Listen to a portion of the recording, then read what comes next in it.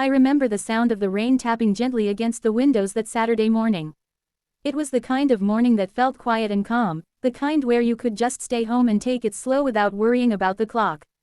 My name is Emily, and that day is etched in my memory not because of something big or flashy that happened, but because of a small, heartwarming moment I shared with my mom, Sarah, that reminded me of how deep our bond really was. Our bathroom was small, cozy, and warm. It had pale blue tiles, a large mirror above the sink, and a shelf lined with little glass jars that my mom loved to fill with cotton balls, hair ties, and colorful soaps. That morning, the light streamed in softly from the window, giving the room a calm glow. I was sitting on the edge of the bathtub, waiting for my mom as she came in carrying a basket of towels and a hairbrush. She smiled at me the way only moms can, her eyes kind and her voice soft. "You look sleepy, Emily. Did you stay up late again?" I laughed quietly, because she knew me too well.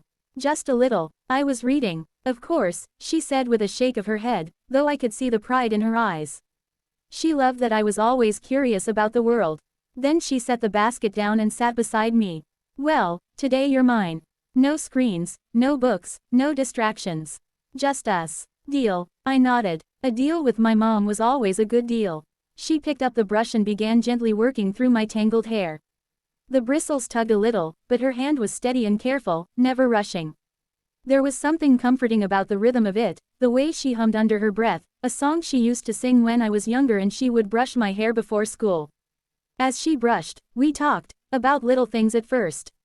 I told her about the book I was reading, about a girl who solved mysteries in her small town. She listened with real interest, asking questions, laughing at the funny parts, and making me feel like my stories mattered. After a while, the conversation drifted toward memories. "Do you remember," Mom said, "when you were 5 and you used to splash water everywhere during bath time? I think I mopped that bathroom floor more than the kitchen back then." I laughed so hard I nearly cried. "I do. And you used to put bubbles on top of my head and tell me I looked like a queen with a crown." She smiled, her eyes sparkling. "You still do, you know.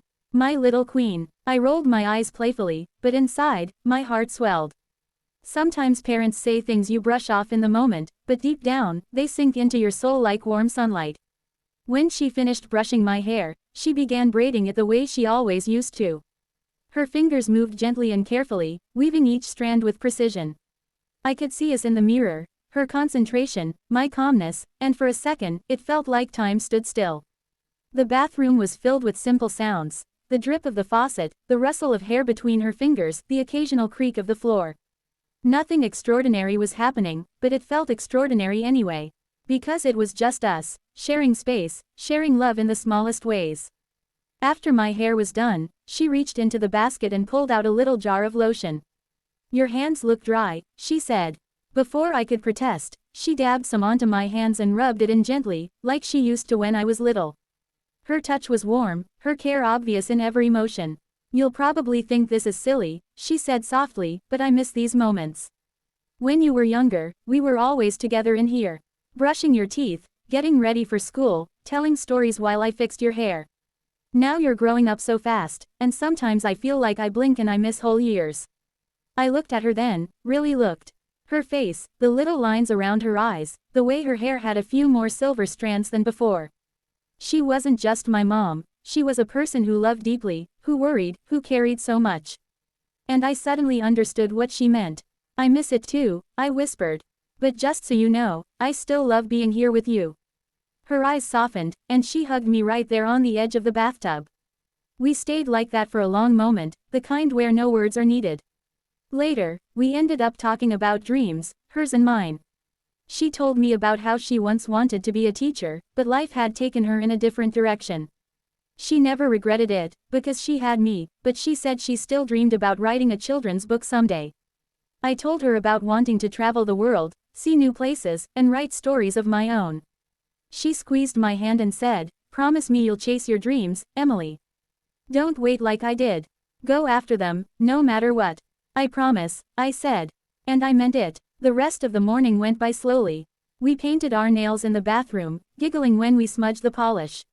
We sang songs to each other off-key, laughed until our sides hurt, and even took silly selfies in the mirror. By the time we finally left the bathroom, it felt like we had stepped out of a little world of our own, a place filled with love, safety, and connection. That day became one of those memories I carry with me, tucked safely in the back of my mind for whenever I need it. It wasn't about where we were or what we were doing. It was about who I was with, my mom, my anchor, my friend. Sometimes, life moves too fast, and we forget that the heart of family is in the little moments, brushing hair, sharing laughter, listening, caring.